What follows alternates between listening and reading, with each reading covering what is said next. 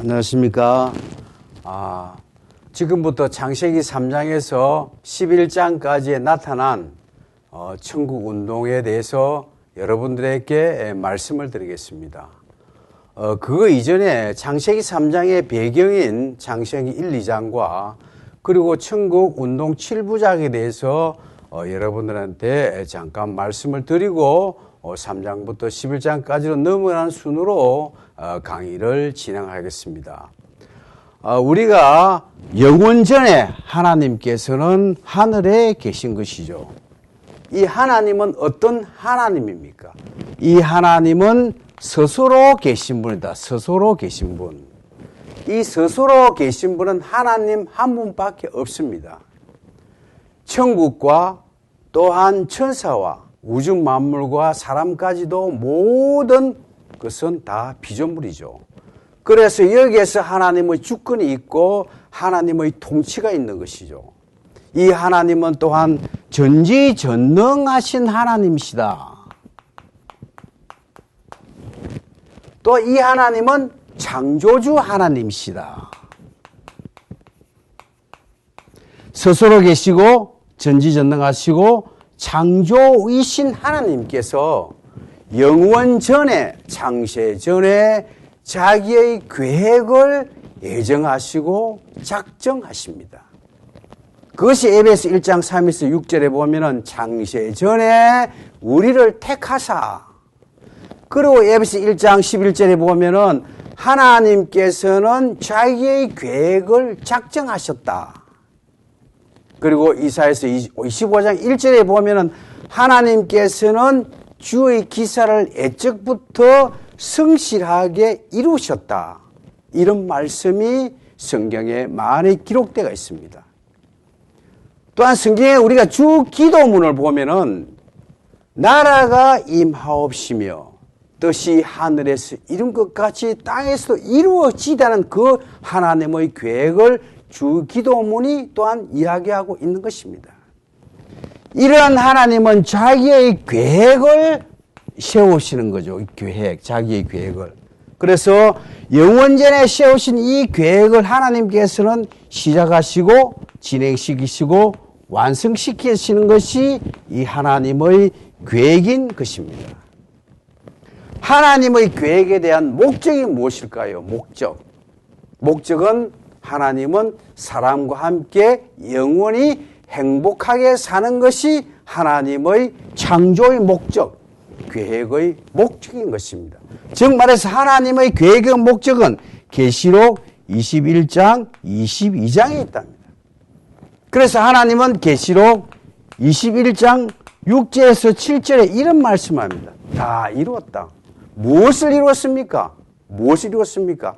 하나님께서는 창세 전에 자기의 계획, 그리고 창세기 1, 2장에 대한 자기의 계획과 모든 진행을 계시록 21장 6절에 다 이루었다라고 이야기하고 있습니다. 또한 21장 7절에 보면은 나는 저희 하나님이 되고 저는 내 아들이 된다라고 말씀하고 있습니다. 하나님께서는 사람과 함께 살기를 원하십니다. 그래서 여기서 천국을 하나님께서 만드시고 또한 사랑과 함께 살기를 만드시고 또한 우리의 사랑하는 사람과 가족과 많은 성도와 함께 살기를 원하시는 것입니다. 그래서 하나님께서는 이 천국을 만드신 것이죠. 그래서 천국을 만들고 나서 하나님은 창세기 1장, 2장에 천국의 모형인 에덴 동산을 만드시고 하나님과 함께 살 사람을 만들었다는 이야기입니다. 그것이 정말해서 창세기 1장에 대한 이야기입니다. 창세기 1장에 대한 이야기는 우주 만물을 만드시고 에덴 동산을 만드시고 하나님 형상으로 사람을 만들었습니다. 창세기 1장 26절과 27절에 보면은 하나님의 형상으로 우리의 모양대로 사람을 만들었다라고 말씀하고 있습니다. 여기서 우리의 종기가 있는 거죠. 하나님을 우리를 만들었다는 데가 있는 겁니다. 그래서 하나님에 대한 중심은 바로 사람이죠. 사람을 만들어서 자기의 계획을 이루어가기를 원하였고 또한 사람과 함께 천국에서 영원히 살기를 원하시는 것이 하나님의 뜻이었다. 그래서 인간의 중심은 하나님의 중심은 사람이다. 그리고 또 보면은 이 지구의 중심도 사람입니다. 이 지구도 사람을 위해서 하나님께서는 친히 만들으셨습니다. 창세기 1장 28절에 보면 이 지구를 만드시고 정복하고 다스리라는 어떤 리더십을 우리에게 주신 것이죠. 또한 하나님은 우리에게 우주의 중심도 사람이다. 하나님 해와 달과 별을 만들고 시편에 보면 이것을 분정하셨다. 사람을 위해서 분정하셨다. 이런 말도 하고 있습니다. 또한 우리 주님이 오신 십자가의 중심도 사람. 우리를 구원하기 위해서 우리 하나님께서 친히 육신을 입고 이 땅에 오신 십자가의 중심도 사람. 그리고 다섯 번째는 천국의 중심도 사람. 이 천국에 함께 사는 중심도 사람입니다. 그리고 여섯 번째는 천국 중심도 사람이죠. 그리고 여섯 번째는 이 말씀 중심, 성경 중심도 사람이다 이거죠. 그래서 하나님에게는 우리가 이렇게 중심적인 인물이다, 사람이다. 하나님 형상이라고 하나님은 우리를 존귀하게 창조를 하신 것입니다. 그럼 우리가 지난 시간을 배웠지만 여기서 잠깐 사람에 대해서 우리가 한번 이야기를 해볼까 합니다. 첫째, 사람은 존재의 배경에서 우리는 존귀합니다. 존재의 배경. 시편 139편 13에서 19절에 보면은 이런 이야기를 하고 있습니다. 하나님이 창세 전에 주의 눈이 우리를 보았다라는 보았다 첫째. 그리고 우리의 모습을 주의 책에 기록하였다. 그리고 세 번째는 때가 되어 어머니 모태에서 지음받아 이 땅에 태어났다. 이런 세 단계를 우리에게 이야기하고 있습니다. 이 건물을 보면은 처음에 건물을 지을 주인이 이 건물을 구상을 먼저 하죠. 구상을. 그리고 이 건물에 대한 설계도를 만듭니다. 그리고 이 건물을 시공을 하죠. 3단계로 이 건물을 짓는 것입니다.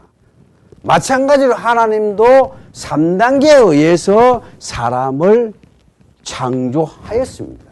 그래서 그것이 하나님의 창세 전에 우리의 배경인 거죠. 배경. 그래서 너무나 우리가 존귀하다는 것입니다. 그 다음에 창조의 과정이 있죠. 과정. 첫째, 창세기 1장 26절하고 27절에는 하나님의 형상으로 우리를 창조했습니다. 그리고 창세기 2장 7에는 흙으로 우리를 창조했죠. 하나님 형상에는 5가지가 있습니다. 영원성, 그리고 유일성, 그리고 인격성, 거룩성, 사랑성이 있는 것이죠. 여기에 유일성이 뭡니까? 유일성. 유일성은 하나님이 유일하니까 우리도 유일한 겁니다. 우리의 많은 사람이 있지만 한 사람에 대한 유일이 있는 거죠. 그래서 유일하는 것이 우리가 존귀하죠. 그래서 여러 사람이 있지만 모양의 다양성, 재능의 다양성이 있다는 이야기입니다. 그리고 그 다음에 영원성이 무엇입니까? 영원성이라 하면은 우리가 영원히 살려는 본성이 있습니다. 여기에 계시록 21장 20에 천국에서 영원히 살려는 우리의 본성이 있습니다. 우리는 오래 살고 싶어 합니다. 우리는 병들지 않기를 원합니다. 이것이 우리께 주신 영원성입니다. 영생이라는 것은 4가지의 뜻이 있어요. 어디에서 영원히 살 거냐? 영원한 나라 천국에서 영원히 살 것이며, 둘째는 어떤 몸으로 살 거냐? 우리 이 썩어질 몸으로는 안 되죠. 영원한 몸으로 변화된 몸으로 신령한 몸으로 우리가 산다.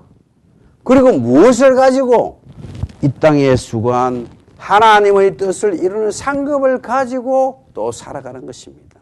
얼마만큼? 영원한 기간만큼 살아가는 것이 또한 영원성입니다. 그럼 인격성인 또 뭡니까? 인격성. 지정인미자. 우리가 알고 느끼고 결정하는 것은 우리의 자유에 있는 것입니다. 그것이 인격입니다. 하나님은 하나님 형상으로 우리와 동등한 위치에서 인격으로 우리를 창조하신 것이죠. 그래서 뒤에 이야기 나오겠지만은 선악과의 계약이 성립되는 것입니다. 호세아서 6장 7절에 보면 선악과는 언약이다 이런 표현을 하고 있습니다. 우리는 종으로 만들지 않으시고 하나님의 인격체로 하나님께서는 만들으셨다는 것입니다. 그 다음에 거룩성입니다. 거룩성은 무엇입니까? 성경 속에 있는 아주 좋은 말씀, 하나님의 형상, 또한 발복에 대한 삶, 또한 성령의 열매의 삶, 신본주의 삶, 이러한 모든 것은 거룩성입니다. 거룩성은 내적 거룩을 이야기하고 있는 것이고 외적 거룩이 아닌 내적인 거룩을 이야기하고 있는 것입니다. 그 다음에 또 한 가지 사랑성이 있죠. 이 모든 것에 사랑을 더해라. 이 사랑은 하나님께서 인간을 사랑한 그 사랑, 우리 주님이 십자가에서 돌아가신 영원 구원의 사랑, 그 사랑성을 덧입히라. 그래서 남을 배려하고 남을 포용하고 또한 남을 받아들일 수 있는 그러한 사랑성을 이야기합니다. 이것이 뭐냐면 창조의 과정입니다. 하나님께서는 하나님의 영으로 우리를 창조하시고 형상으로 창조하시고 그 다음에 육을 우리를 창조했습니다. 세 번째는 존재에 대한 궁극적인 배경입니다. 궁극적 배경. 에베소서 1장 3에서 6절에 보면은 창세 전에 우리를 택하시고 그리스도 안에서 기쁨 가운데 살다가 마침내 그 앞에 서기 위해서 하나님의 보좌 앞에 우리를 세우기 위해서 하나님께서는 존재의 궁극적인 목적이 있다라고 이야기합니다. 계시록 7장 9에서 17절까지에도 보면은 흰 옷을 입은 천천만만 천군 천사가 구원의 노래, 새 노래를 부르는 장면을 볼 수가 있습니다. 거기에 우리를 세우시기 위하여 하나님께서는 궁극적인 목적으로 우리를 창조하시고 우리를 존재한 자로 여겼다는 것이 창세기 1장에 대한 그 이야기입니다. 그래서 하나님은 창세기 1장에 사람을 창조하시면서 너무나 존귀하게 창조하셨다는 이야기입니다. 그래서 이사야서 43장 4절에 보면은 존귀롭고 보배로운 존재로 창조했다. 43장 1장에 이런 이야기잖아요. 야곱아 내가 너를 창조했다. 내가 지명하고 너를 불렀나니 너는 내 것이라. 내가 너를 존귀롭고 보배롭고 창조하였다라는 이야기를 합니다. 그래서 우리가 너무나 존재는 존재죠. 그 다음에 하나님, 이 존재는 존재가 하나님께서는 어디를 살기로 합니까? 천국에서 영원히 살기를 우리를 바라는 거죠. 이것이 창세기 2장에 대한 이야기입니다. 처음에 에덴 동산을 하나님께서 만드시고 계시록 21장, 22장에 대한 모형으로 에덴 동산을 만들었습니다. 에덴 동산. 이 에덴 동산은 어떤 곳입니까? 첫째 뭡니까? 에덴 동산은 좋은 환경이다. 좋은 환경이다. 아름다운 환경이다. 근원에서 내거의 강이 흐르고 강자위에는 보석이 깔리고 새들이 날아다니고 또한 풀들이 나고 아름다운 나무가 나며 모든 사람이 아주 거하기 좋은 환경 장소다라는 이야기입니다. 또한 여기는 아버지와 함께 하나님과 함께 산다는 이야기입니다. 아무리 좋은 장소라도 우리가 보호자가 없다면 무섭죠. 밤에는 무섭죠. 그래서 우리를 보호해 주실 아버지인 하나님과 함께 산다. 그리고 또한 이곳에는 무엇입니까? 사람과 함께 삽니다. 아담과 하와 그 밑에 자손들과 함께 우리와 함께 사는 것이 또한 여기에 에덴 동산의 모습인 것이죠. 그럼 여기에서 무엇을 가지고 삽니까? 첫째, 여기는 우리가 하나님 형상을 가지고 하나님 형상. 그리고 사랑의 질서 속에서 우리가 또한 살아가는 것이죠. 또한 이곳은 어떤 것입니까? 완전한 자유가 있는 곳이다. 자유. 죽음이 없고 질병이 없고 고통이 없고 눈물이 없는 완전한 자유가 있는 곳이다. 또한 이곳은 뭐냐면 생명나무를 우리에게 생명나무를 뒀어요. 생명나무는 계시록 21, 22장에 생명나무가 있습니다. 그럼 여기에 있는 생명나무는 이 본산지에 대한 예표로 있는 것이죠. 앞으로 여기에 살다가 하나님의 때에 우리가 변화되어서 계시록 21장, 22장에 변화되어 여기에서 영원히 산다는 것을 이야기해 주고 있는 것이 생명나무. 그럼 여기에 선악과는 뭡니까? 선악과는 너희가 먹지 않고 이 선악과를 지키면은 에덴도 줄 것이고 그리고 천국도 주겠다는 그 표시입니다. 그래서 이 에덴은 천국에 대한 모형입니다. 천국. 그래서 성경에는 사람에 대한 것도 나오고 그리고 창세기 2장부터 출발한 천국 운동의 역사가 나오는 거죠. 가나안 땅이 나오고 이스라엘 왕국이 나오고 우리 주님이 친히 와서 마태복음 4장 17절에 회개하라 천국이 가까이 왔느니라고 말씀을 드리고 사도 바울이 고린도 후서 12장 1에서 3절까지 천국에 갔다 오고 또한 사도 요한이 계시록을 통해서 천국을 보았고 이것이 천국의 역사가 진행되는 것이 또한 창세기 2장부터 진행된다는 것을 볼 수가 있습니다. 그러면 창세기 3장에 대한 이야기는 무엇입니까? 인간이 범죄하게 됩니다. 창세기 3장 1에서 8절까지는 사탄이 들어와서 인간을 유혹함으로 인간이 선악과를 따먹게 되는 거죠. 범죄하게 되죠. 그래서 하나님께서는 창세기 3장 15절을 통해서 구원 계획을 선포를 하죠. 그래서 여기서 구원자가 온다. 구원자를 계시합니다. 여인의 후손을 통해서 오실 메시아 구원자에 대한 것. 그리고 또한 구원의 방법에 대한 것. 가죽옷을 입힌다. 창세기 3장 21절에 보면 하나님께서 가죽을 입히고 첫 구원의 예표를 우리에게 보여주셨습니다. 짐승이 죽어야 돼요. 그리고 또한 구원의 날이 나온다. 구원의 날. 우리 주님이 재림하신 날 구원의 날이 온다. 그리고 구원의 세계가 있다. 구원의 세계. 그리고 우리가 사명을 가진 구원의 방법이 있다. 방법. 이러한 것이 창세기 3장부터 시작되어서 이것은 계시록 7장 9에서 17절까지에 나타난 구원의 계획도 여기에 있는 것입니다. 여기에서 구원의 계획이 있는 것입니다. 그리고 또한 성경에는 창세기에 보면은 창세기 1, 2장을 통해서 우리가 여기에 신본주의에 대한 문화가 흘러가는 것을 볼 수가 있습니다. 신본주의. 창세기 1, 2장에 대한 뭡니까? 하나님의 형상에 대한 문화.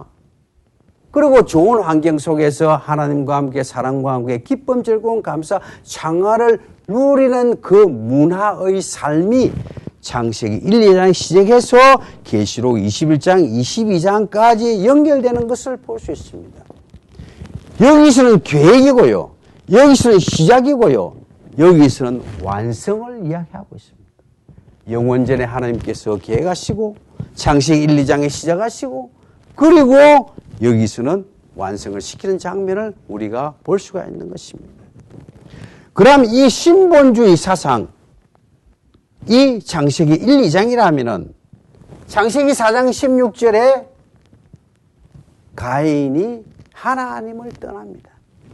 그것이 창세기 4장에 대한 이야기입니다. 여기서 인본주의 출발이죠. 인본주의 출발. 인본주의 출발이죠. 이때부터 인본주의가 발생해서 여기에 계시록 17장, 18장에 인본주의 멸망을 하게 되죠. 그래서 신본주의, 인본주의는 계속 싸우는 거죠. 계속 싸우는 거죠. 그것을 계시한 것이 창세기 3장 15절의 싸움에 대한 이야기를 우리가 볼 수가 있는 것입니다. 이 인본주의는 뭡니까? 계시록 18장 1에서 3절에 보면 인본주의는 세 가지가 첫째 우상숭배. 우상숭배. 둘째는 사치 향락. 셋째는 음행. 이것이 인본주의입니다. 인본주의. 그리고 이 또한 인본주의는 하나님보다도 타락한 인간 중심, 천국보다도 이 세상 중심, 그리고 사람의 영혼보다도 물질 중심, 사랑의 질서보다는 약육강식. 결과적으로 인본주의는 구원이 없고 신본주의는 구원을 위한 복음주의라고 우리가 앞전에 비한 것을 우리가 볼 수가 있습니다.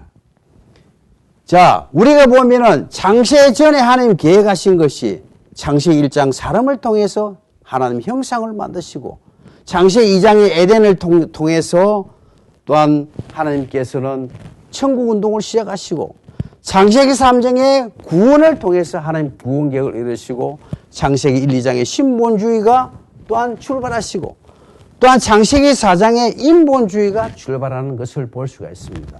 여기서 중요한 것은 창세기 1장, 2장, 3장, 4장은 너무나 출발점이기 때문에 우리가 중요하다는 것을 우리가 볼 수 있습니다.